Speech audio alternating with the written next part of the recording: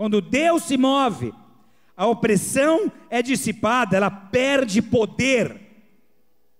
Toda aquela destruição, toda aquela invasão, todo aquele medo não foram suficientes para impedir os propósitos de Deus. Amém, igreja? Nada que Satanás faça contra você, nenhuma luta nessa terra é grande demais para te impedir de viver os propósitos de Deus. A prova disso é que você está aqui, é que você está de pé, é que você ainda crê em Deus, mesmo tendo vivido todas as dificuldades que viveu e que ainda vive. E porque você creu, e porque você está presente, está na presença de Deus, está de pé, esse rompimento começa a acontecer, passa a haver uma liberação, o favor de Deus passa a te alcançar, você começa a viver coisas que nem imaginou mais que poderiam ser vividas. Você ainda está de pé, e porque está de pé, está pronto para ser gratificado, está pronto para ser galardoado, está pronto para ser abençoado.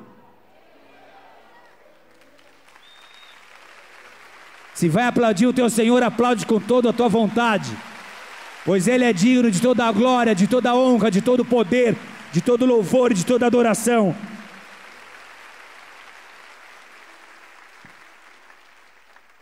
Os soldados assírios, até então impunes, pelo que o texto diz, eles começariam a chorar, eles agora seriam os assustados. Agora o inimigo sentiria um contra-ataque, não de Israel, mas do Deus de Israel. E o que eu tenho para liberar sobre a tua vida hoje é que esse é um tempo em que teu clamor alcançou o coração de Deus. Deus se levantou e agora Ele está batalhando a sua batalha. Os seus inimigos espirituais que estavam tirando vantagem da sua fraqueza, que estavam tirando vantagem da sua sensibilidade, que estavam tirando vantagem do seu ceticismo, das suas dúvidas, agora estão denunciados. Todos eles serão denunciados, todos eles serão aniquilados. Deus se levantou para guerrear a tua guerra. Nessa noite você vai sair desta casa com a sua mentalidade completamente transformada, porque Deus está fazendo aquilo que o homem não pode fazer. Você nunca vai vencer uma batalha espiritual lutando com as suas emoções, lutando consigo mesmo. Você só vence uma batalha espiritual quando você tem fé, quando você ora e quando Deus entra na guerra e quando Deus entra na batalha. É por isso que eu estou aqui para te dizer que Deus chegou, que Deus entrou, que Deus se levantou e que tudo vai mudar, porque Deus estabeleceu esse tempo como resposta ao nosso clamor, como resposta às nossas orações. Oripanto e canta lamassai. Aplauda Ele de todo o coração. Se você crê, se você diz amém. Aleluia.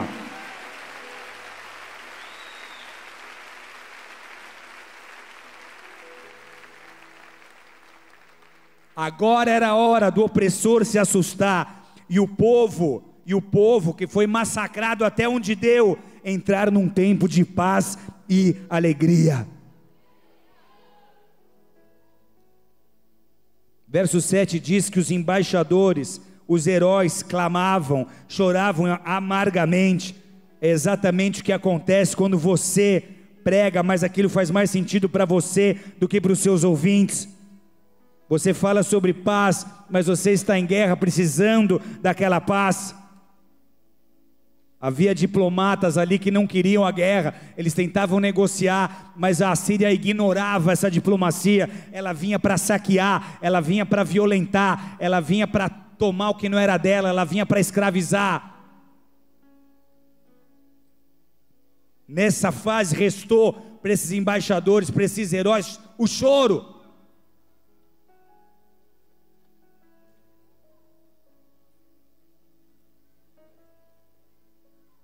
É um sentimento de impotência. É o tempo em que, aparentemente, suas orações parecem não ser escutadas. Sua fé parece estar sendo envergonhada, sua esperança ridicularizada. É aquela realidade de tantas contradições, mas você insiste em acreditar além daquilo que os olhos podem ver.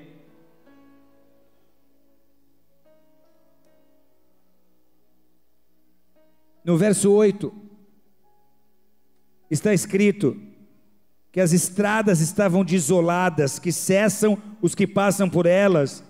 Todas as conexões de Israel tinham sido desfeitas. Havia uma esperança em Israel em ter a ajuda dos egípcios nessa luta contra os assírios.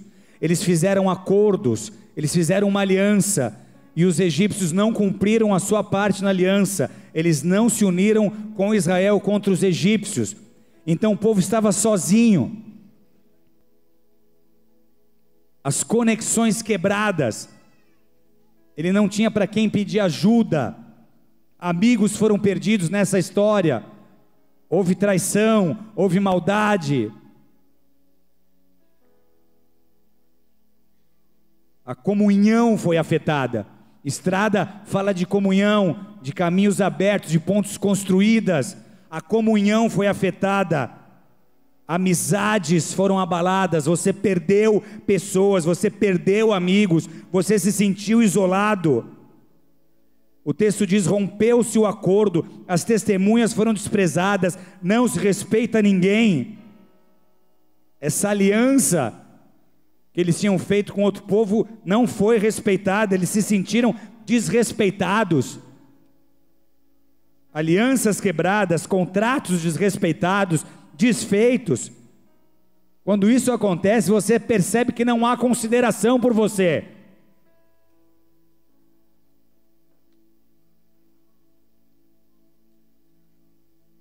E situações assim causam feridas em sua alma. São machucados que precisam ser curados. Porque essa decepção te leva a uma frustração terrível. O povo estava deprimido. No verso 9 ele usa termos, figuras de linguagem para descrever a condição do povo. Ele fala de uma terra gemendo e pranteando. Ele fala do cedro do Líbano murcho. Cedro do Líbano era o maior símbolo da força do Líbano. Cedro do Líbano era uma madeira que eles exportavam para Israel. O templo de Salomão foi construído com cedro do Líbano. E esse símbolo de grandeza e de autoridade murcho é o exemplo que ele usa. Ele fala da rosa de Saron como um deserto. Ele fala de Baçã e Carmelo sacudidos. Ele usa exemplos da natureza em péssima condição, um monte sacudido, um cedro do Líbano murcho, um lugar onde havia flores em deserto, para ilustrar a condição de tristeza daquele povo. Só que aí ele começa a contar sobre uma oração que foi feita, sobre um clamor. E onde há clamor, aí há todas as possibilidades de mudança. Diante daquele quadro só restou para aquele povo orar. E eles começam orando: Senhor, tem misericórdia e sê tu a nossa força a cada manhã. Por que a cada manhã? Porque há uma necessidade de renovo diário. Diz o seu vizinho: é diário. Tua fé tem que estar viva hoje, mas precisa estar viva amanhã, e tem que haver uma continuidade. Não adianta você começar cheio de fé, não adianta você começar incendiado por Deus e daqui a pouco estar em cinzas. Se minha fé não é alimentada, não importa o quão forte ela foi ontem. Por quê? Porque fé é ilógica, fé é irracional. Fé não é um suicídio intelectual, mas quando o assunto é fé, você não explica, você vive. Quando há fé, 5 pães e 2 peixes alimentam 5.000 pessoas.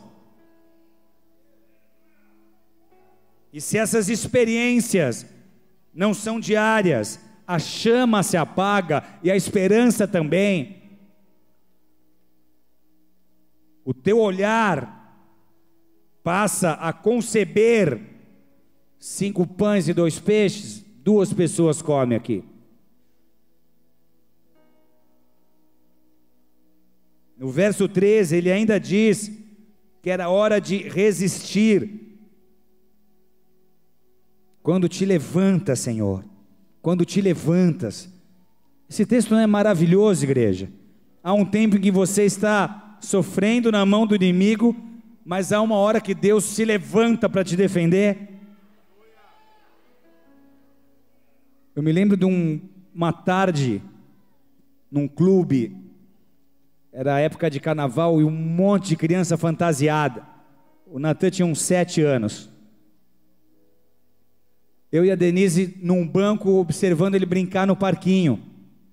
E brincadeira de criança, você sabe como é que é. Tinha um gordinho vestido de Batman. A fantasia estava tão apertada nele que o umbigo estava pulando para fora. Sabe aqueles meninos de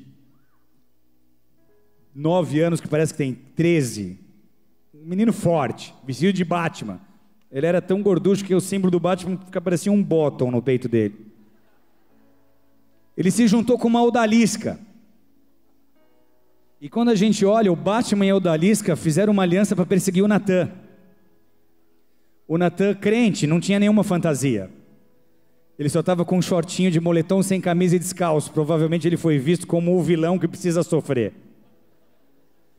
E o Batman e a odalisca pegaram o Natan e começaram a arrastar o Natan para o que seria a prisão dele, que era a casinha do parquinho. Quando a mãe viu isso, ela quis se levantar. E eu disse, não. Espera e vamos ver até onde ele aguenta. Daqui a pouco ele está sendo arrastado, com todas as suas forças, tentando escapar das garras do gorducho Batman. Mas toda a sua força não era suficiente para sair dali. E ele olhava para a gente, quando é que vocês vão entrar nisso? E eu rindo por dentro, falava, calma que ele está virando hora. Daqui a pouco deu a hora, e chegou a hora de entrar. Porque o Batman e o odalisca já estavam em desvantagem. Apareceu o Superman, o Pirata, todos contra ele. Aí pensa em todos esses super-heróis conhecendo um herói novo que eles não conheciam. Na verdade, uma heroína, a Mulher-Leão. Que é isso que vocês estão fazendo com meu filho? Sabe o que é essa hora? É a hora que Deus vê que você já aguentou tudo que tinha que aguentar, que você ficou em desvantagem. É injusto, a Síria judiou. Não é que ela cumpriu o meu propósito, ela foi muito além, foi um rolo compressor, ela esmagou. Agora eu vi a injustiça, eu estou entrando na história, e a Síria começa a correr, porque Deus está se levantando para justificar os que são seus.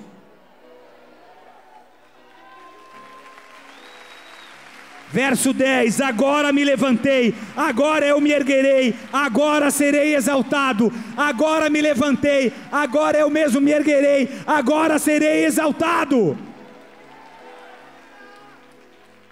Qual que é a posição de Deus nesse texto? Ele é Deus, está nos céus, você é homem e está na terra. Isaías começa a falar sobre o temor do Senhor.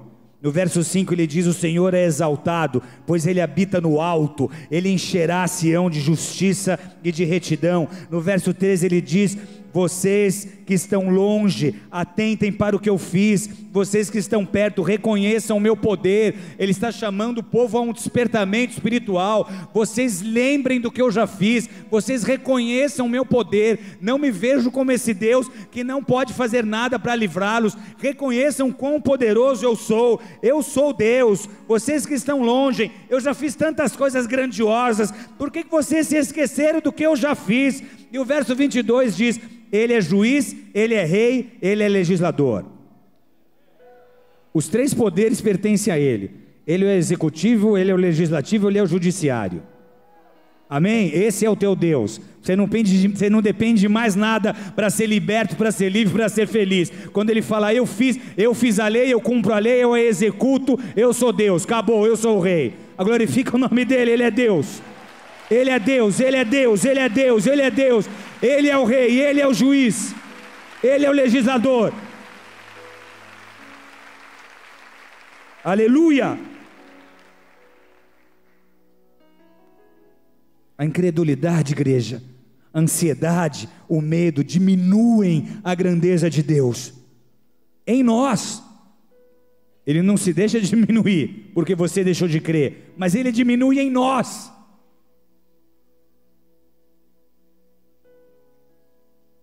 Se vemos Deus em sua grandeza, Ele habita no alto, a conversa é outra, amém?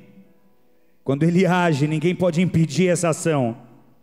Não é como você contratar um bom advogado, não é como você ter um bom pastor para te aconselhar, não é como você ter um amigo que tem contatos. Ele é Deus, é outro nível de conversa. Quando Ele resolve agir, ninguém pode impedir essa ação.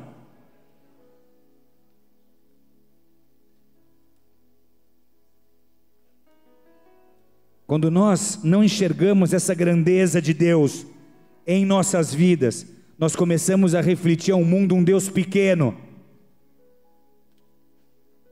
As pessoas começam a ver o teu Deus como um Deus pequeno. Deus não é glorificado quando seus filhos estão opressos. Deus não é glorificado quando seus filhos estão oprimidos, estão apagados. O nome de Deus é blasfemado quando o seu povo vive na incredulidade. Se vemos Deus em sua grandeza, se reconhecemos o seu poder, os nossos problemas diminuem.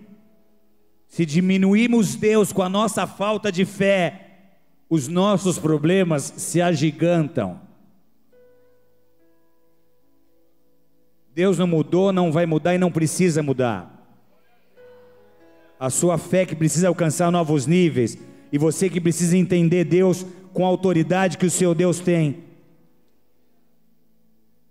Diga para o seu vizinho, dá uma cutucada e fala, acorda. Diz para ele, ou você entra no tempo de Deus e tem a sua vida mudada, ou vai passar os anos contando histórias de como o inimigo te assolou,